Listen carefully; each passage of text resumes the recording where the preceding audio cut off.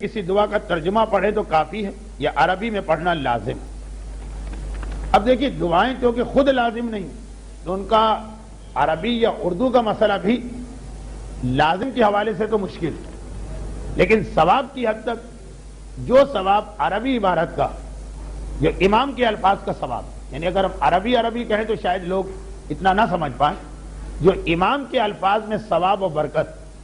وہ امام کے الفاظ کے ترجمے میں نہیں، تو ترجمہ پڑھنے پر دعا کا ثواب نہیں ملے گا، دعا کے سمجھنے کا ثواب ملے گا، اور الفاظ پڑھنے پر دعا کا ثواب ملے گا۔ دعا کا ثواب بہرحال زیادہ اہمیت رکھتا ہے، تو حتی الامکان کوشش کی جائے کہ دعا کے الفاظ ہی کو پڑھا جائے، سوائے اس آدمی کے کہ جسے عربی بالکل نہیں آتی۔ ہاں ساتھ میں ترجمہ پڑھیں یا ترجمہ نہ پڑھے لیکن ترجمے کا ایک مفہوم ذہن میں رکھیں تو ڈبل ثواب ہو جائے گا، دعا کا بھی اور دعا کو سمجھنے کا بھی۔ لیکن اگر کوئی دعا کا ثواب لینا چاہ رہا تو دعا عربی کا نام ہے، دعا اردو کا نام نہیں۔ جس طرح الحمدللہ رب العالمین قرآن، ساری تعریفیں ساری حمد اللہ کے لیے ہے، یہ قرآن نہیں، تو جو قرآن کا ثواب ہے وہ الحمدللہ رب العالمین، ساری تعریفیں اللہ کے لیے ہیں، یہ تدبر فی القرآن کا ثواب تو ہو سکتا، لیکن قرآن کا ثواب جو بہرحال زیادہ وہ اسی عربی میں۔ تو دعائے کمیل اللہم انی اسألو کا نام، اے خدا میں تجھ سے سوال کرتا ہوں، یہ دعائے کمیل نہیں، یہ دعائے کمیل کو سمجھنا، اور الفاظ کی اہمیت اس اعتبار سے بھی بہت زیادہ کہ دنیا کے تقریباً تمام اقوام سارا مفہوم بدل جاتا ہے کتابوں کا الفاظ کے ترجمے کی وجہ سے، وہ ایک الگ بحث ہوگی۔ انہوں نے بھی مختصر جواب مانگا ہے، تو ثواب عربی میں ہے سوائے اس آدمی کے جو عربی بالکل نہیں پڑھ سکتا ہے۔ سوال نمبر 2، اگر کوئی شخص پیش نماز کی عدالت میں شبہ رکھتا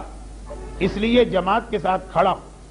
اور فرادہ نیت کے ساتھ ذکر اور قرأت خود پڑھے تو کیا جماعت کا ثواب مل جائے گا؟ جی نہیں، جماعت کا ثواب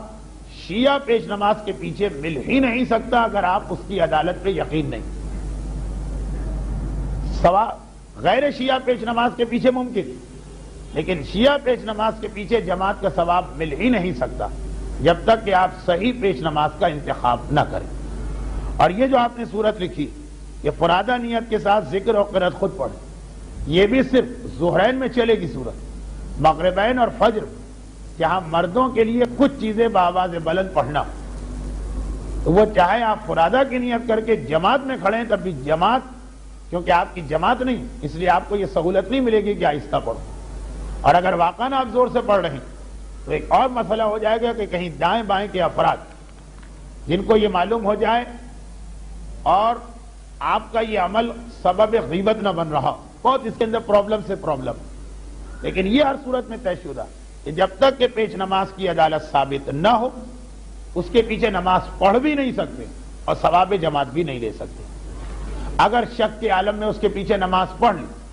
کہ چلو جماعت کی نیت کر لو تاکہ ثواب مل جائے،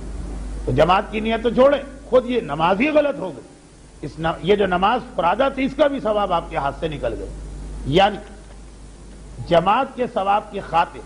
اسلام غلط جماعت کی اجازت دینے کو تیار نہیں۔ یہ وہی چیز ہے جو ظہور امام کے بارے میں معصوم نے ارشاد فرمائی ہے۔ انشاءاللہ 15 رمضان کے بعد ہمارا یہ موضوع شروع ہوگا، حلق المستعجلون۔ امام نے کہا کہ ہمارا بیٹا جب غائب ہوگا تو کچھ لوگ اس کی محبت میں جلدی کریں اور غلط سلط کو بھی امام مان لیں گے اور ہلاک ہو جائیں گے، تو جماعت کی محبت میں غلط جماعت پڑھ لینا یہ اور نقصان ہے۔